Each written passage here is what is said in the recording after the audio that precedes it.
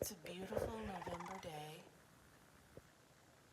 and the Mr. and Mrs. are still here. I'm a little concerned about their leaving. I don't want them to miss the major migration, but I have to just have faith that they've done it every year before, and I don't really need to tell them when to go. Instead of seeing Louie out on the deck, we see Lily. It's interesting that they've lost nearly all of their reddish rusty feathers. Here's the mister, and he has just a couple. You can tell it's the mister because the white on his face extends past beyond the red on his face.